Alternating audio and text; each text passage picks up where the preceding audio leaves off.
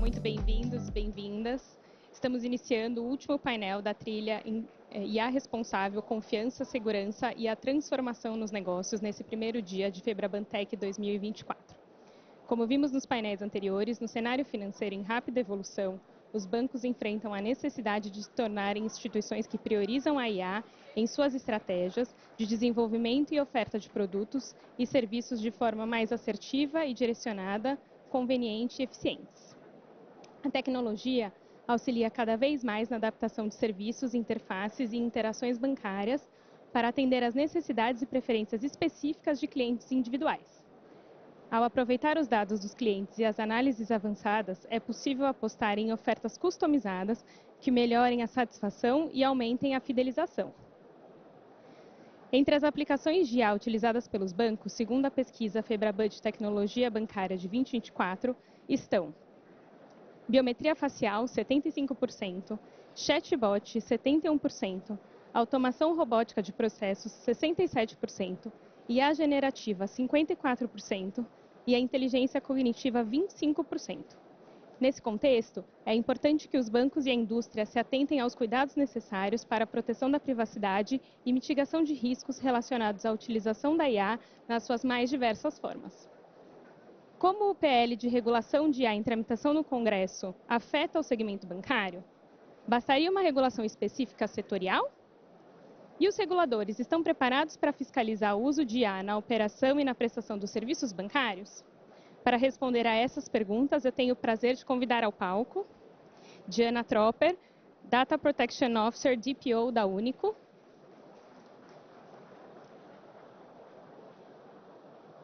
Bem-vinda. Eduardo Sasaki, CDO, Chief Data Officer do Santander Brasil. Bem-vindo.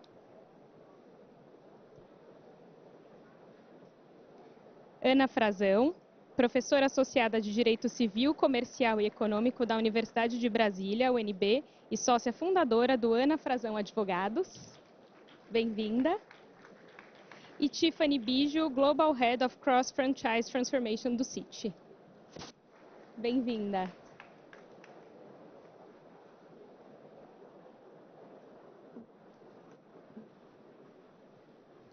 Obrigada pela presença de vocês, é um prazer dividir o debate aqui com vocês hoje. Vamos lá. Hoje já não se discute mais a necessidade de uma regulamentação específica para a inteligência artificial. O que se discute é como ela deve ser. E nesse ponto, um grande desafio para o nosso segmento é que a regulação estabeleça um equilíbrio entre fomentar a inovação, garantir a proteção ao consumidor e também a estabilidade do sistema financeiro. Então, para iniciar o nosso debate, gostaria de fazer a primeira rodada perguntando a vocês como vocês estão enxergando o processo de regulação de IA no Brasil e como ele conversa com as necessidades do setor financeiro. Ana, vou começar com você. Conseguimos perceber os benefícios da inteligência artificial, mas também percebemos de forma rápida os seus desafios. Como uma lei de IA pode ajudar a proteger os elos mais vulneráveis dos impactos da tecnologia nos diferentes setores? Obrigada, boa tarde a todos. Fernanda, é um prazer enorme estar aqui. Já cumprimento todos os que estão nesse painel. E, de fato, eu acho que a pergunta já endereça a resposta. Proteção dos elos mais fracos. O que nós temos visto é que a inteligência artificial tem se tornado cada vez mais penetrante em nossas vidas, tanto na dimensão individual como na dimensão coletiva e política. Hoje, há sistemas de inteligência artificial que são utilizados por grandes agentes econômicos para a tomada de decisões importantíssimas, que vão desde recrutamento, imaginem, quem vai ser contratado, quem vai ser promovido, quem vai ser demitido, vão desde decisões de investimento, envolvem questões de precificação. Da mesma maneira, no setor público, nós teremos uma série de sistemas de inteligência artificial já em uso, que muitas vezes também vão decidir que cidadãos terão acesso a determinados serviços e em que condições.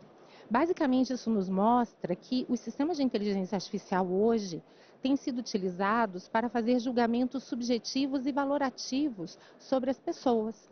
E, em muitos casos, eles vão poder decidir e determinar quem vai ter acesso a determinadas oportunidades, quem vai ter acesso a determinados direitos e de que maneira. Já que estamos falando do setor bancário, é só lembrarmos da questão do acesso ao crédito, que também hoje tem se tornado cada vez mais automatizado. Isso mostra que esses sistemas, por mais que possam trazer muitas eficiências e muitos benefícios, eles também trazem impactos diretos na vida das pessoas, na vida do consumidor, na vida do cidadão, porque, como eu disse, essa dimensão de interferência da inteligência artificial em nossas vidas não é apenas individual. Hoje, há grandes plataformas cujos sistemas de inteligência artificial decidem o fluxo informacional, podem priorizar desinformação, fake news e, com isso, dependendo do caso, até mesmo interferir em resultados de eleições e processos democráticos. De maneira que, diante de uma série de benefícios, mas também diante de uma série de riscos que já foram mapeados, é fundamental pensarmos em como regular a inteligência artificial para que possamos continuar tendo todos os benefícios dela esperados, incluindo aí a inovação, mas ao mesmo tempo protegendo os cidadãos, os consumidores, as democracias e uma série de valores que podem estar em risco diante de uma utilização desenfreada. Temos visto também que as formas de autorregulação, que as iniciativas voluntárias dos agentes econômicos não têm sido suficientes para a contenção adequada dos riscos. Temos visto que muito do que se chama determinismo tecnológico não deixa de ser uma nova faceta do determinismo econômico, na medida que são grandes agentes que escolhem as tecnologias que vão ser utilizadas e, em muitos casos, priorizam os seus próprios interesses em detrimento de externalidades negativas, violações de direitos fundamentais e comprometimento de valores importantes como a democracia. Então, é nesse sentido, Fernanda, que eu vejo com bons olhos a necessidade de uma regulação. Ela vem para equilibrar os pontos dessa equação e, mais do que isso, ela vem para gerar um nivelamento competitivo importante. Porque se os agentes econômicos hoje não têm parâmetros seguros e objetivos para saber como utilizar a inteligência artificial, não há aí uma concorrência num sentido funcional. Determinados agentes podem adotar posturas mais arriscadas e, com isso, gerar mais riscos e mais danos, e outros agentes talvez não tenham os devidos incentivos para fazer os investimentos necessários. Quando há uma regulação que, de certa forma, delimita os requisitos básicos para a utilização da tecnologia, todos os agentes econômicos que estão naquele setor, seja desenvolvendo, seja utilizando os sistemas de inteligência artificial, terão que se adequar a essas regras. Passarão a estar sujeitos aos mesmos estándares de cuidado, aos mesmos custos, e com isso haverá uma competição mais justa pelo mérito. Obrigada, Ana. Sasaki, como o PL de regulação de IA em tramitação no Congresso afeta o segmento bancário? Bom, em primeiro lugar, boa tarde a todos. Para mim é um prazer enorme participar desse painel com você, Diana, a Ana, a Tiffany, e debatendo um tema que eu entendo que hoje é um dos mais importantes na atualidade, na maioria de quem está participando aqui, ouvindo esse painel ou participando. No Santander, nós acreditamos, e no segmento bancário, nós acreditamos que proteção e inovação são dois conceitos que não são antagônicos, na verdade eles convergem, eles são complementares.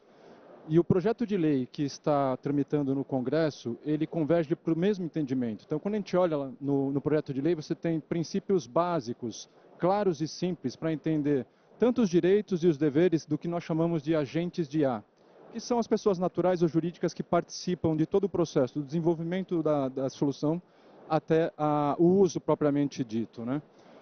E alguém pode perguntar assim, puxa, mas por que nós estamos discutindo uma regulação somente agora, dado que a disciplina de IA, ela não é nova. Se você for ver, desde a década de 50 começa-se a desenvolver e discutir disciplinas de IA.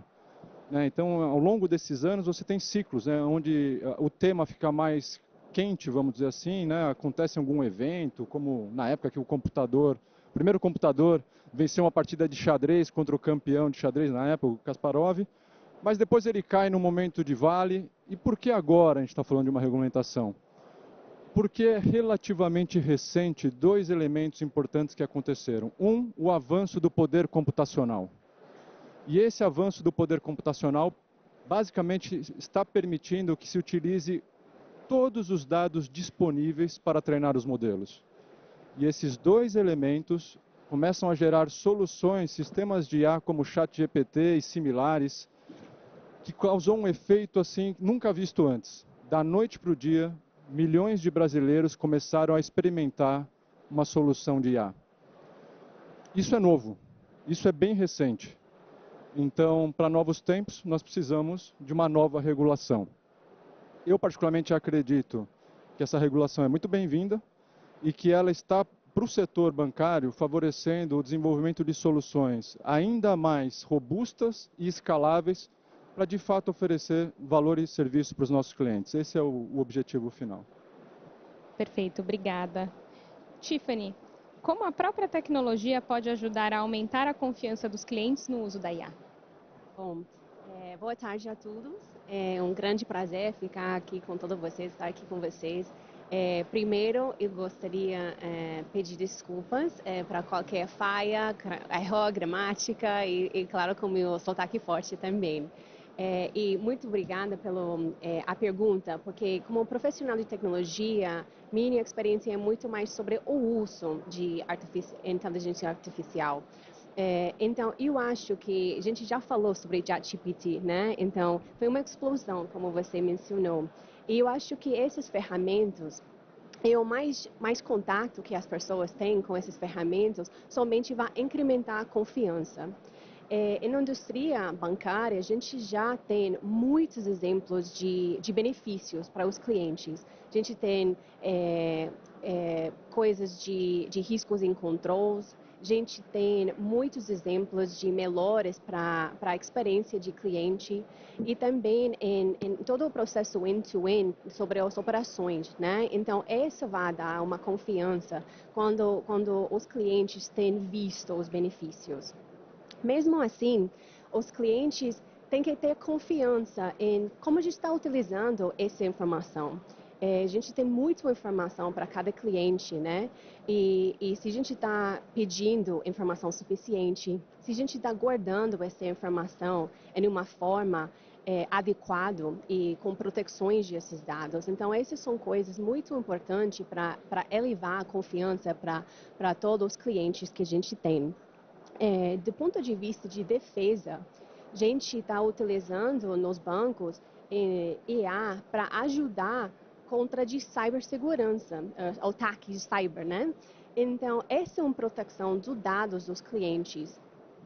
Antes que um potencial target pode infiltrar as informações. E também a gente está utilizando o IA para fazer uma análise nas informações das transações dos clientes para prevenir um potencial fraude antes que vá acontecer. Então, imagino que alguns de vocês receberam algumas alertas no celular, não? Essas são coisas que a tecnologia está ajudando e demonstrando para os clientes o valor que IA oferece, não? Mesmo assim, é muito importante que a gente vá continuar com treinamentos, não somente para os funcionários, mas mesmo para os clientes, porque a mais informação que os clientes têm, eles entendem melhor e a gente pode desmistificar um pouco a tecnologia. E eu acho que é importante, é impossível falar sobre confiança em tecnologia sem mencionando o medo que muita gente tem de perder emprego, né? Que a gente vai substituir o trabalhador. E olha, eu estava num jantar ontem, esse bate-papo abriu e falei, ok. Mas eu acho que é exatamente o contrário, né? Eu acho que o EA é uma ferramenta que pode ajudar para eficiências, pode ajudar com inovações, pode levar muitos benefícios para o cliente, para os bancos especificamente, que vai ajudar a agregar valor para todos. E essa é uma coisa que a gente precisa destacar um pouco, mas também eu acho que por qualquer tecnologia grande que está mudando o mundo, esse medo sempre existia no início, não? Então, é importante que, de novo, a gente vá treinar as populações e os clientes também, porque quanto mais as pessoas entendem, a confiança terá nela. Ótimos pontos, obrigada, Tiffany. Acho que é bem nesse caminho mesmo. Quanto mais as pessoas conhecerem o medo das novas tecnologias, eles fazem parte, mas quanto mais as pessoas vão conhecendo, vão se adaptando, vão tomando conhecimento no detalhe dos ganhos que isso aqui vai trazer para o mercado, para a vida das próprias pessoas individualmente, acho que temos um bom caminho. Diana, como representante da indústria, quais as maiores preocupações de vocês? Vamos lá, boa tarde. Vou rapidamente agradecer aqui o convite, dizer que eu estou muito feliz de estar aqui e muito feliz de estar aqui com vocês. É muito legal trocar e ouvir de vocês a experiência de vocês nesse tema. Acho que, em primeiro lugar, assim, né, para a Único e como representante da Único, a gente vê com muito bons olhos a iniciativa de uma regulação de inteligência artificial. Muito na linha do que até a Ana trouxe, né? Do quanto isso é benéfico de trazer standards, de trazer todo mundo para a mesma régua. E com isso melhorar a qualidade e melhorar a transparência e o conhecimento das pessoas sobre o assunto. A gente vem se engajando bastante em conversar com os stakeholders, em trazer um pouco a nossa visão sobre a visão, né, que a gente tem sobre o que a gente faz de inteligência artificial para os stakeholders e buscar muito uma regulação equilibrada. A gente fala muito, né, numa inovação responsável. E como é que a gente consegue chegar nessa inovação responsável? E aí eu acho que é o equilíbrio de trazer uma regulação que promova a inovação, que não seja um obstáculo, mas que também olhe para a proteção das pessoas e dos direitos fundamentais.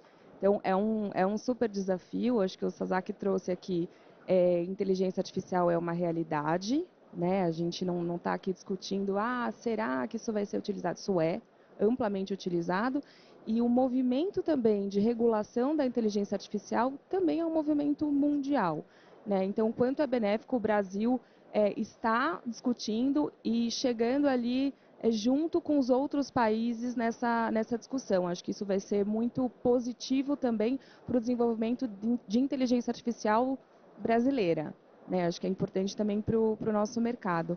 E aí, para finalizar, para não ficar chovendo muito aqui no molhado, a Tiffany trouxe a questão da confiança, né? A gente tem uma experiência com relação à proteção de dados, como foi importante com a LGPD trazer consciência do que é proteção de dados, do que é privacidade, educar as pessoas com relação a isso e desmistificar. Para o setor, para a indústria, é muito importante que a gente tenha confiança e mereça a confiança do usuário, né, do titular de dados. E eu acho que a regulação, trazer uma regulação principiológica, propositiva, que estimule a educação, que estimule a transparência, é muito positivo. Perfeito, obrigada, Diana. Sasaki, vou mandar a bola para você. Você costuma dizer que existe muito potencial inexplorado na IA. O que você entende que falta para que esse potencial seja destravado?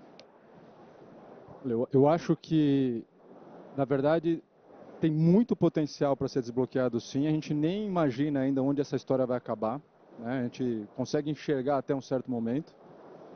Mas, assim, eu vou arriscar aqui que, para mim, são os 3 elementos principais, não são os únicos, mas os principais para desbloquear valor com IA. A maioria do potencial que a gente consegue extrair com IA. Eu acho que o primeiro é um velho conhecido de todo mundo, que para mim é a governança de dados. A gente está falando sobre a abundância de dados que a gente vive hoje em dia, né? Mas ao mesmo tempo a gente está vivendo um dilema onde já tem produção de dados sintéticos, ou seja, já está acabando a quantidade de dados para poder treinar os modelos. Então a gente não pode desperdiçar. Empresas que são realmente direcionadas, né, que a gente chama de data-driven, são empresas que entendem que governança de dados é uma vantagem competitiva. E muitas empresas ainda acham que governança de dados é uma burocracia, né? Esse é o ponto. Então, organizar os seus dados, ter isso de uma forma que garanta reuso dentro da empresa, conseguir fazer isso com os dados que você tem sob sua gestão e depois fazer sobre dados públicos é fundamental para desbloquear o valor de IA. Então, esse é o primeiro ponto. O segundo elemento que eu acredito é a cultura de experimentação. Mas uma cultura de experimentação muito atrelada a uma estratégia forte de negócio. Então, ter clareza de qual é o problema que você está querendo, ou a empresa está querendo endereçar, está querendo resolver. qual problema de cliente é o prioritário para tratar neste momento, né? Então, isso evita que tenha muita distração, que você se perca nessa jornada de desbloquear valor com soluções de IA. E o terceiro ponto é o que agora a gente está tendo mais contato, mas não é necessariamente um frame novo, mas também é recente, que é IA responsável. Então, práticas de IA responsável é fundamental, né? É mais ou menos como a Diana disse com a LGPD. Havia um receio, havia um medo na época da implantação da LGPD que isso fosse impedir de fazer boas conversas com os nossos clientes ou que fosse impedir de fazer negócios com eles, e na verdade é o contrário. A LGPD nos trouxe a segurança de fazer mais negócios e com mais segurança, com mais robustez. E a IA responsável é a mesma coisa no que tange a sistemas de IA. Então são práticas que, dentre um dos objetivos dessas práticas, vai ser colocar no dia a dia das empresas o que está sendo discutido no projeto de lei que está em tramitação no Congresso. Então acho que esses são os 3 elementos, não são os únicos, mas acho que são 3 elementos fundamentais para escalar e desbloquear o potencial de IA, não só nas empresas, mas eu digo assim, na sociedade até. Ótimos pontos, Sasaki. Muito obrigada. Tiffany. O Citi foi uma das primeiras empresas do setor privado a desenvolver o seu próprio conjunto de princípios éticos para a inteligência artificial em 2019, que visam garantir uma governança eficaz e a gestão de riscos e a inovação responsável. É esse o caminho para o uso responsável da IA? Uma autorregulação em consonância com regulações gerais e específicas de dados e inteligência artificial? Bom, vou iniciar falando que não, mas eu vou explicar um pouco. Que a gente está muito orgulhoso sobre ser uma das corporações mais os primeiros para criar esses princípios. A gente tem muito orgulho nisso e a gente acredita muito nisso. Ajuda muito para criar alguns padrões chaves, uma governança adequada. Lições de casa e assegurar que a gente tem todo mundo trabalhando abaixo da missão do Citibank. E esse agrega muito valor. Nossos princípios estão focados em segurança, em privacidade, em prevenir algum tipo de preconceitos, privacidade e é bem robusto. Eu acho que, de novo, tem muito valor. Mas essa não é a resposta. Eu concordo com a Ana, como ela mencionou na primeira pergunta, de autorregulação não é suficiente. A gente precisa, os reguladores, a gente precisa um padrão para pensar e melhorar, incrementar proteger contra de privacidade e assegurar que todo mundo está com as mesmas regras, né? Então eu acho que isso mesmo vai agregar valor para todos nós. E é muito importante que para nós a gente tem esses princípios para demonstrar o valor que a gente tem e que a gente está abraçando o AI, né? O IA, desculpa. E para nós é uma coisa muito relevante para utilizar o IA, especialmente nessa era digital, para fazer um banco vencedor, não? Então, todos nós precisamos abraçar isso e entender, mas é muito importante que a gente está fazendo nessa uma forma onde a gente tem as proteções necessárias, né? E a gente está bem cuidadoso sobre como a gente está utilizando. Em Citi, a gente tem um grupo global, um centro de excelência de AI. Então, a gente está centralizando muito de essas coisas. Porque não é que necessariamente a gente tem medo, mas eu acho que a gente, na verdade, acha que esses padrões e essa governança é muito importante. Então, cada país, a gente está operando em 95 países, cada país não tem direito para fazer qualquer coisa, lançar as informações, todo mundo, lançar ChatGPT na máquina deles. Não é isso. Eu acho que esse vai restringir um pouco o uso, mas para assegurar que a gente não está fazendo nada errado, com boas intenções, né? Então, essa é a forma que a gente está liderando isso, mas, de novo, eu acho que autorregulação não é resposta, mesmo que esses princípios ajudam bastante. Mas, pelo contrário, eu acho que essas coisas globais somente vão ajudar. E Citi está bem nessa parte de criar algumas regras globais que todo mundo pode utilizar, Porque quando a gente tem regulamentação e está bem diferente em cada país, somente vai aumentar o custo e a complexidade para os bancos globais para implementar. E isso mesmo vai impactar os clientes, porque se é muito caro para implementar e regular, a gente vai ficar com menos possibilidades para lançar novas tecnologias para ajudar os clientes. De novo, a gente está bem nesse pote de qualquer padrão de risco ou padrão de regra global. E isso. Muito obrigada. Acho que você trouxe pontos importantes e aqui juntando até com um pouco que o Sadak tinha trazido antes, né, dessa questão da centralização, do acompanhamento, de como vai ser o desenvolvimento dentro das empresas, como vai ser o uso disso pelos colaboradores, de fato você acompanhar, ter uma gestão responsável interna também, de como é que os próximos passos vão ser dados com a gestão dos dados centralizados, com massa crítica para as pessoas de fato conseguirem rodar as IAs de uma forma inteligente que, de fato, contribua aqui para as empresas. Obrigada. Agora vou para você, Diana. Quais os princípios que uma legislação de IA deve contemplar, na opinião da indústria? Vamos lá. Para responder isso, acho que são vários princípios, a gente precisaria de um painel mais longo, mas eu vou procurar aqui contextualizar aonde que a Único usa inteligência artificial para chegar aqui na minha conclusão do qual é o principal, ou o princípio que eu gostaria aqui de ressaltar. A Único é uma empresa de identidade digital, né? Então é uma EdTech. E ela tem como missão desburocratizar as relações e os processos entre pessoas e empresas. E ela faz isso provendo soluções de identidade, verificação de identidade digital. O que significa isso no contexto de uso de inteligência artificial?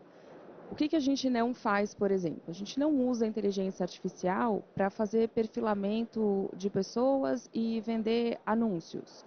A gente não usa a tecnologia de biometria facial de forma a monitorar ou oferecer algum tipo de vigilância.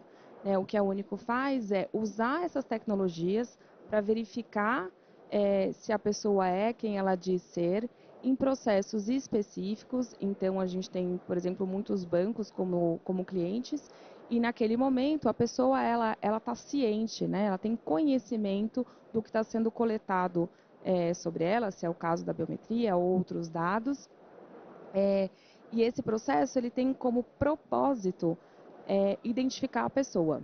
A gente usa IA, por exemplo, quando a gente vai olhar e verificar documentos de identidade, que ajudam nesse processo de verificação de identidade. Então, passaporte, CNH, então são processos que agilizam e aumentam a assertividade sobre aqueles documentos. Isso gera escala, assertividade e tornam processos que antes eram analógicos, mais morosos, custosos, muito mais rápidos, baratos e trazem um benefício palpável para o titular. E por que eu estou contando toda essa história aqui para vocês?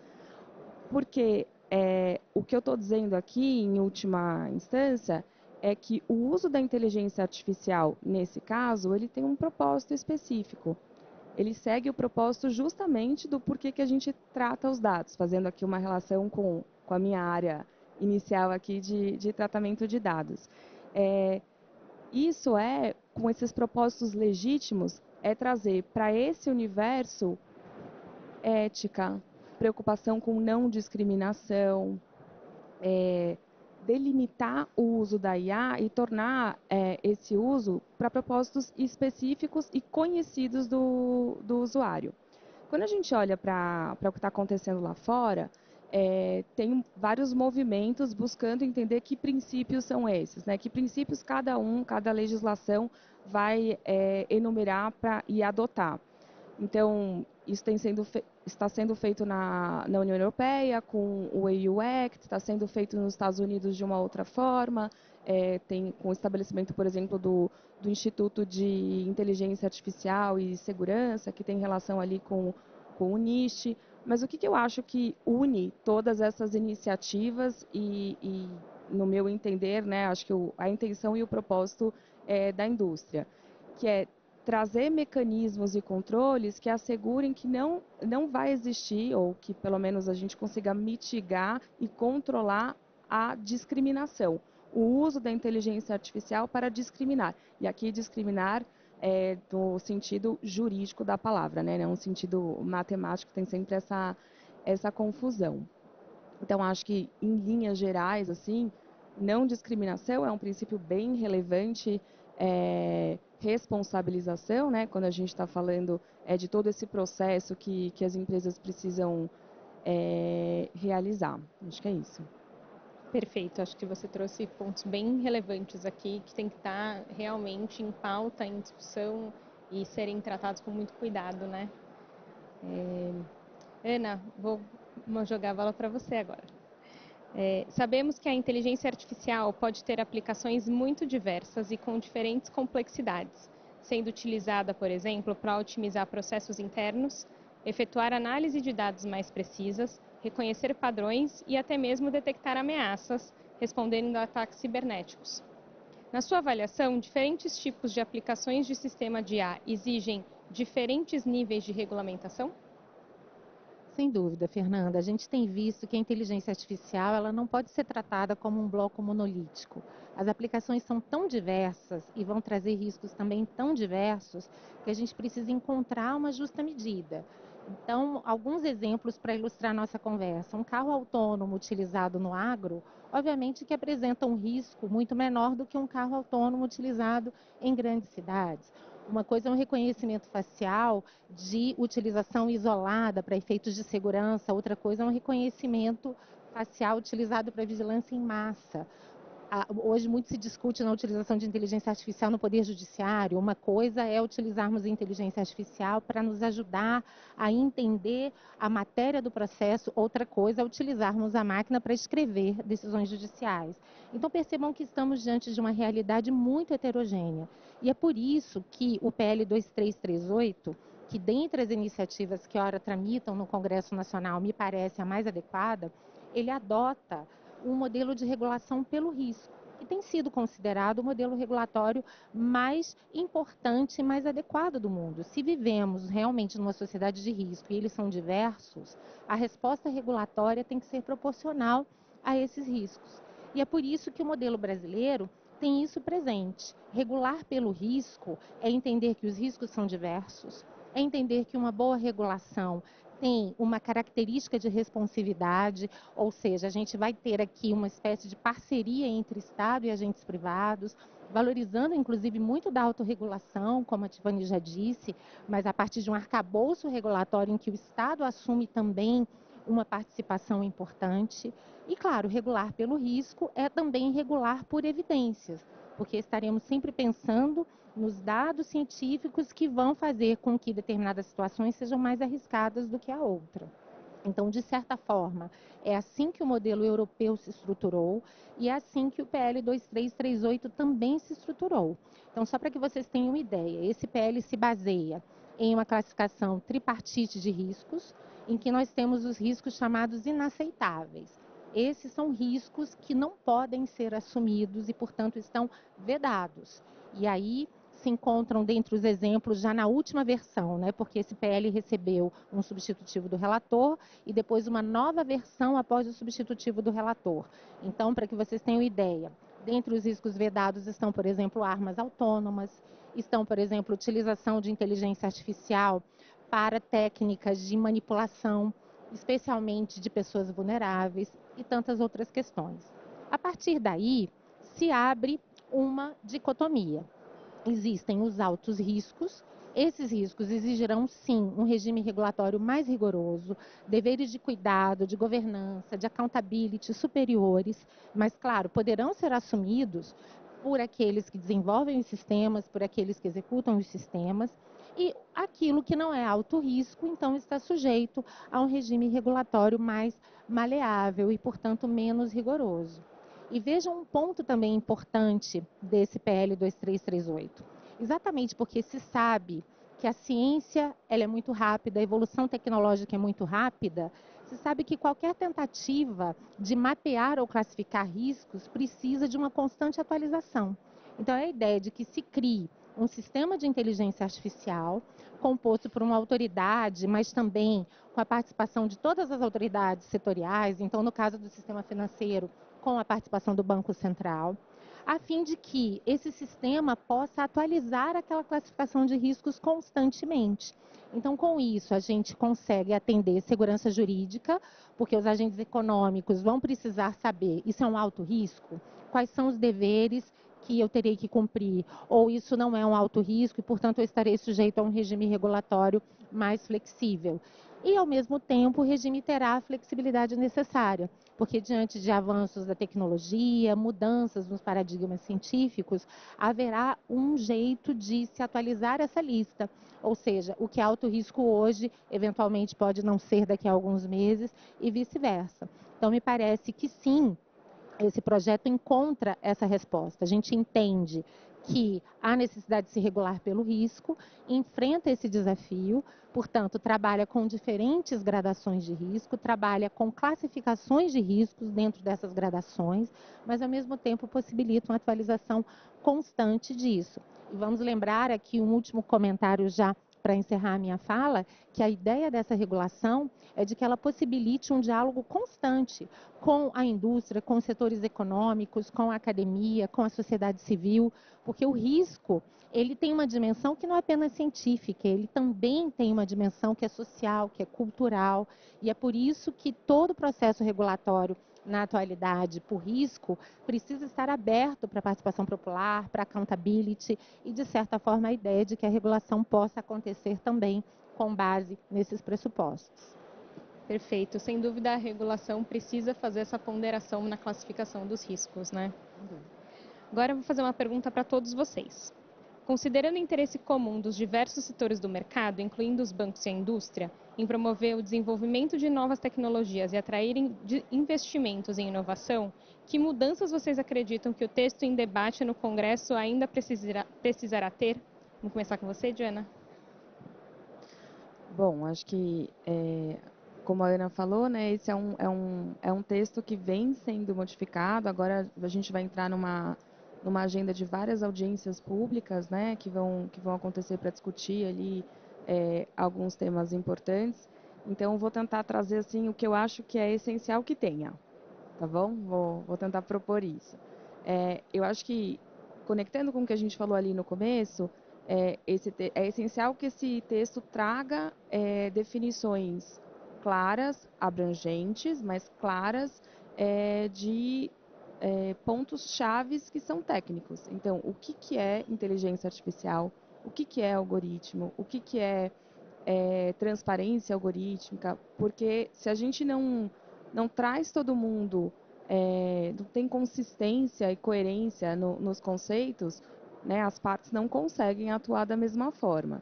Então, acho que é importante que a gente traga esses conceitos com a possibilidade também, né, de conforme for evoluindo a tecnologia, que a gente possa incorporar esses conceitos ou ampliá-los. Acho que tem um foco bem relevante também na questão da ética e da responsabilidade, e aí vale também a gente ter elementos claros do que é considerado ético, porque eu acho que ética é um conceito bastante amplo. Então, quais são os controles, quais são os mecanismos mecanismos mínimos, né, que todos nós devemos seguir para que esse tratamento, para que os tratamentos realizados com inteligência artificial sejam considerados éticos, adequados, no mesmo nível desejado. E aí a questão da responsabilidade, que conecta muito com o que a gente trouxe aqui com relação a riscos, né? Conseguir classificar os riscos e trazer a responsabilização, qual o regime de responsabilidade, como que os agentes serão cobrados por isso, também acho que é bem relevante. E aí, acho que para uma observação final aqui, conectando com o que a Tiffany falou sobre autorregulação, eu concordo que a gente não consegue esse ambiente harmônico e homogêneo, em que todo mundo tem o mesmo patamar para atuar, só com autorregulação. Mas é importante que o setor privado seja chamado nesse processo. O setor privado é quem desenvolve inteligência artificial. E é preciso que ele seja ouvido, é preciso que a gente consiga estabelecer um ambiente em que a adoção de padrões de mercado seja bem-vinda, para que a gente consiga justamente chegar naquele conceito de inovação responsável, né? Mas com inovação. Acho que são esses os meus pontos. Obrigada. Ana?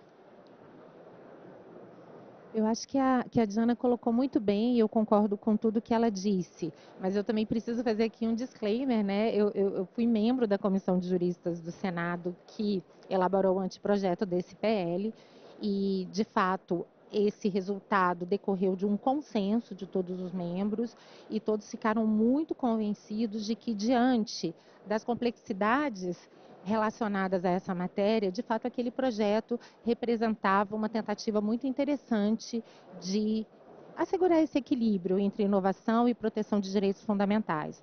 Houve, é claro, uma série de modificações no substitutivo do relator, há uma série de modificações pontuais que podem ser pensadas, mas me parece que estruturalmente nós estamos no bom caminho. Então, eu diria que do ponto de vista da base do projeto, eu não vejo necessidade de se modificar nada.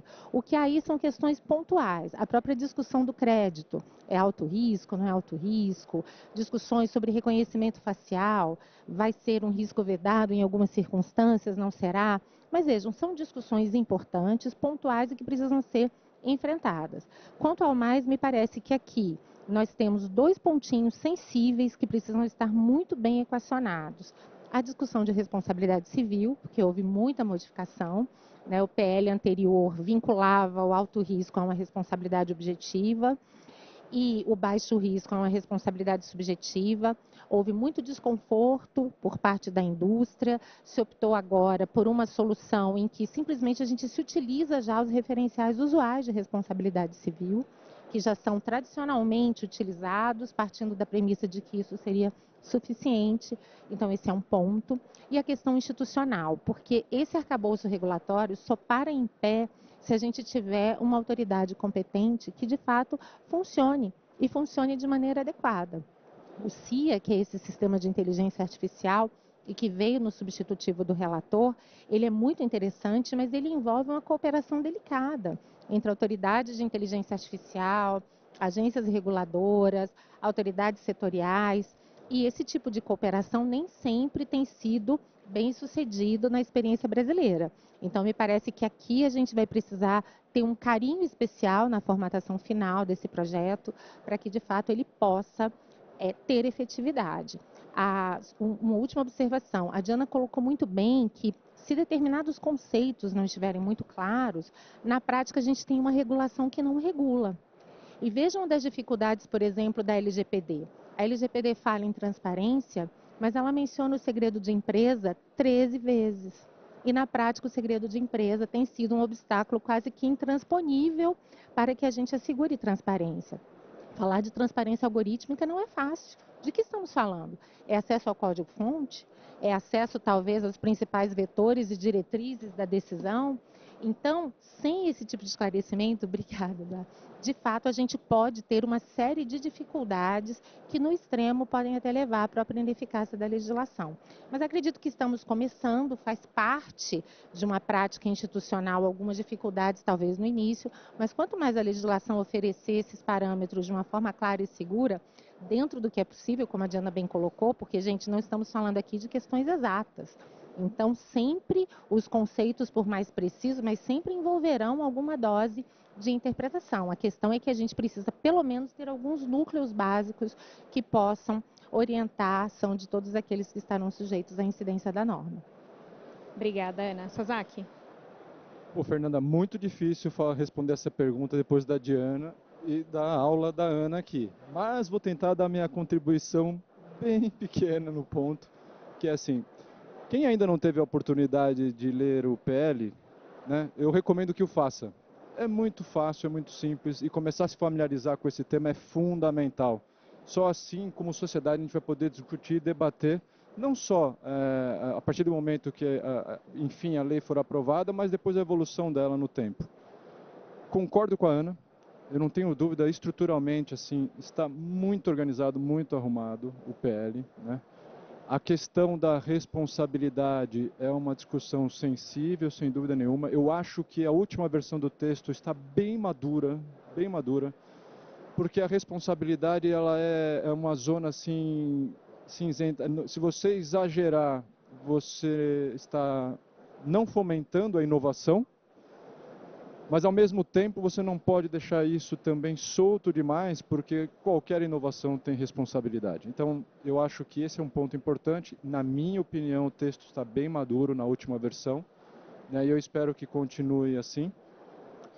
E a forma como hoje se descreve, né, o que é um alto risco ou um risco vedado, eu acho que estruturalmente também está bem maduro. Então, se eu fosse esperar algo, esperaria que o texto permanecesse muito similar ao que é hoje, talvez amadurecendo um pouquinho mais, mas Evoluísse a partir daqui, né? Sem ter rupturas do que já se construiu até agora em debates. Legal. Tiffany, vou ampliar um pouco o seu escopo da pergunta. Na opinião do CIT, os formuladores de políticas globais devem considerar quando se trata de abordagens regulatórias para IA? Boa pergunta. E, de novo, é muito difícil para não repetir todas essas respostas tão bons. Então, eu acho que é muito importante, primeiro, mencionar que os riscos que a gente tem por causa de IA não são necessariamente tão diferentes que outros tipos de tecnologia. A gente está falando de outras coisas e proteções necessárias. Então, não sei se a abordagem para atacar esses problemas são tão diferentes também. Eu acho que, como a Diana mencionou, é muito importante que os reguladores vá trabalhar junto com o setor privado para trabalhar. Tem riscos, obviamente tem riscos, e a gente precisa atacar mais juntos, né? E entender quais são as coisas que vão aumentar o risco e como a gente pode atacar esses riscos juntos, né? E também eu acho que a gente tem uma oportunidade utilizar as aprendizagens de tudo os provedores de serviços de nuvem, porque para lançar e implementar muitas dessas tecnologias foi muitas aprendizagens que são bem semelhantes. Por exemplo, se a gente tem alguns provedores muito grandes, mas poucos, quais são as consequências com isso? Eu acho que esse é um potencial também com AI, sabe? IA, desculpa. E também para a privacidade, para os dados, supervisão, detecção, combate de fraude. Eu acho que todas essas coisas são bem parecidas. Então, como a gente pode utilizar essa experiência para prevenir as mesmas coisas quando a gente está pensando em leis para IA? Outra coisa, eu acho que é muito importante, é falar de explicabilidade, né? Porque esse é muito difícil nesse mundo. Antes que IA generativo, foi alguns pensamentos que foi mais fácil para explicar o resultado. Mas agora eu acho que a gente precisa trabalhar com os reguladores para entender e criar uma rua para confiança sobre os resultados, mas não o processo para chegar lá, né? Então, para pensar um pouco mais nisso, porque é um tema muito difícil para atacar. E como final, eu vou voltar para essa coisa de os funcionários, como uma pessoa de tecnologia, é muito óbvio que, especialmente algumas pessoas, e eu estava manejando operações também em Brasil até recente, e tem muito medo, mas é importante que os reguladores globalmente sabem que a gente precisa mais ou as pessoas que têm conhecimento para avaliar os resultados, para assegurar que os resultados sejam certinhos e essa inteligência é muito importante. Então, tá cobrando mais os funcionários para manejar esses ferramentas que a gente tem. Legal, obrigada, Tiffany. Já estamos caminhando então para o final do nosso painel. Para fecharmos, junto com as considerações finais, um último questionamento para todo mundo. Quais direitos uma lei de IA deve assegurar aos brasileiros? Vou começar contigo, Diana. Vamos lá. Eu acho que, em primeiro lugar, eu acho que os direitos, deveriam refletir as obrigações, né? Então, e os princípios. Então, os direitos deveriam, na verdade, assegurar as pessoas de que todas as regras, as obrigações impostas àqueles agentes que utilizam a IA serão realmente garantidos. E aí eu vou colocar aqui dois direitos que eu entendo que são bem importantes dentro da discussão aqui que a gente teve.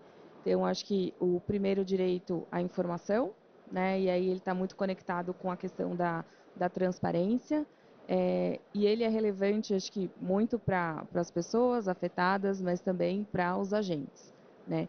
Então, qual é o nível de transparência? O que é transparência algorítmica?